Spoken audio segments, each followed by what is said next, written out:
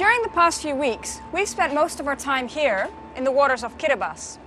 It may be a small country, but its territorial waters are huge, making it really difficult to check who's actually fishing here. During our time here, we teamed up with the Kiribati enforcement officers to patrol the waters and inspect the fishing vessels operating here. This Korean longliner had probably never had an inspection on board this far out at sea. They looked very surprised and perhaps a little annoyed when we came alongside. But at least there was one who seemed happy to see us. On board, our team immediately inspected the basics: the ship's license, its logbook, and especially this little box. It is supposed to constantly report the ship's position on the so-called vessel monitoring system. But very often, ships have it turned off or claim it's not working properly. This makes it very hard to check exactly where and when vessels are fishing. There's about 7 days that's missing, and we're trying to determine where the vessel was fishing within those last 7 days. We also inspected the hold, where the tuna lay frozen in temperatures down to -60. These tuna, destined for the fish markets in Asia and Europe, will soon be coming to a plate near you.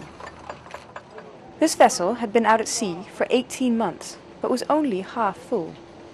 Clearly, the information it was providing just did not add up. As evening fell, we told the ship to hold its position overnight, so that we could continue our investigations the next day. But in the morning, the ship had lifted its anchor and steamed off, ignoring our enforcement officer ordering it to stop from the helicopter. Bridge, Speedy. Yeah, go ahead. We're not getting any response out of the Mattel. As the ship fled into the high seas, we had to give up our enforcement effort, but we did request port authorities across the region to keep a lookout for the ship and inspect it should it come into port.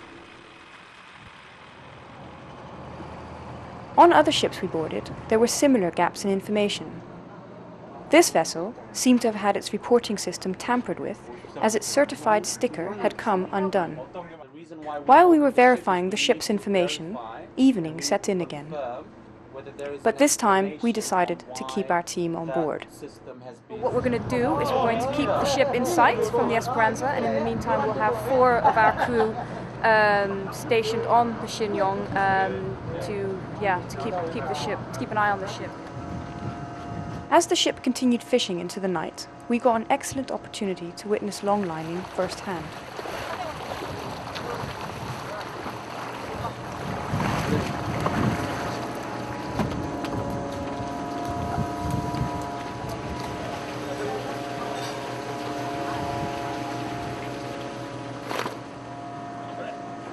Of the 3,000 baited hooks laid out by the ship, only 30 had tuna on them. But these ships catch more than just tuna. Apart from tuna, they hauled in 5 blue marlins, 2 swordfish, 9 sharks and 1 turtle, all animals disappearing quickly from our oceans. As day broke, we received confirmation that this vessel was indeed legitimate. But days after it became known we were carrying out inspections in the area, our information indicated that nearly all fishing vessels had left Kiribati waters.